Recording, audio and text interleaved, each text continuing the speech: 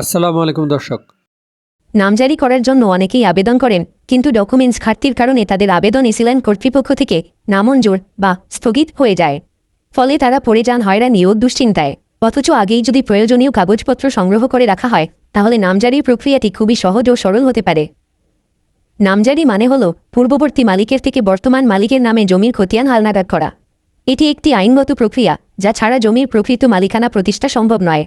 আপনি জমি যেভাবেই পেয়ে থাকুন, ক্রয়, দান, হেবা, উত্তরাধিকার বা আদালতের রায় অনুযায়ী সেই জমির মালিকানা স্বীকৃতি পেতে হলে অবশ্যই নামজারি করতে হবে। নতুনভাবে নামজারি করতে গেলে 7টি গুরুত্বপূর্ণ ডকুমেন্টস অবশ্যই আপনার সংগ্রহে থাকতে হবে। এদের যে কোনো একটি না থাকলে আপনার আবেদনটি স্থগিত হয়ে যাবে এবং এসিল্যান্ড অফিস থেকে কারণ দর্শানো হবে। ফলে আবার নতুন করে ডকুমেন্টস সংগ্রহ করে আবেদন করতে হবে, যা সময় ও ভোগান্তি বাড়ায়। এই 7টি গুরুত্বপূর্ণ ডকুমেন্টস হল: প্রথমত, জমির মূল দলিল। আপনি যে উপায়ে জমির মালিক হয়েছেন সেই ভিত্তির দলিলটি, যেমন বিক্রয়, হেবা, দান বা উত্তরাধিকার সূত্রে পাওয়া দলিল, অবশ্যই রেজিস্ট্রি হওয়া লাগবে এবং তা সাব রেজিস্ট্রি অফিস থেকে সংগ্রহ করতে হবে। দ্বিতীয়ত, বায়া দলিল বা আগের মালিকের দলিল। আপনি যার কাছ থেকে জমি পেয়েছেন তিনি কিভাবে মালিক হয়েছেন তার প্রমাণপত্র হিসেবে তার দলিলের ফটোকপি বা সার্টিফাইড কপি রাখতে হবে। তৃতীয়ত, সর্বশেষ রেকর্ড খতিয়ান। আপনার এলাকার সর্বশেষ রেকর্ড যেটি হয়েছে, যেমন আরএস, বিআরএস, সেটি জমির প্রকৃত মালিকানা নিশ্চিত করার জন্য অত্যন্ত গুরুত্বপূর্ণ। যদি জমিটি আপডেট খতিয়ানে না থাকে, তাহলে পরবর্তীতে বিরোধের সৃষ্টি হতে পারে। চতুর্থত, ভূমি উন্নয়ন করের দাখিলা রসিদ।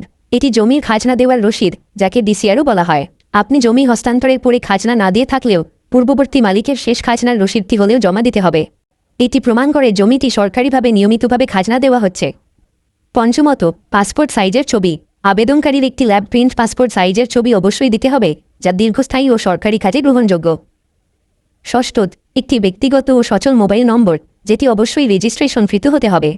এই নম্বরে ভূমি অফিস থেকে SMS পাঠানো হবে, যেমন আবেদন গৃহীত হয়েছে কিনা, কোনো আপত্তি আছে কিনা ইত্যাদি। সপ্তমত, যদি সম্পত্তি ওয়ারিশ সূত্রে পাওয়া হয়, তাহলে অবশ্যই আপোষ বন্টননামার দলিল দিতে হবে। সব ওয়ারিশদের মধ্যে লিখিতভাবে সম্পত্তি বন্টনের দলিল রেজিস্ট্রি করতে হবে। কেউ যদি আপোষ না করে, তাহলে আদালতের মাধ্যমে বাটোয়ারা মামলা করে সেই রায়ের কপি জমা দিতে হবে। এই 7টি কাগজপত্র পূর্ণাঙ্গ থাকলে এসিল্যান্ড কোনো আপত্তি তুলবেন না এবং আপনার নামজারি প্রক্রিয়াটি স্বল্প সময়ে সম্পন্ন হবে।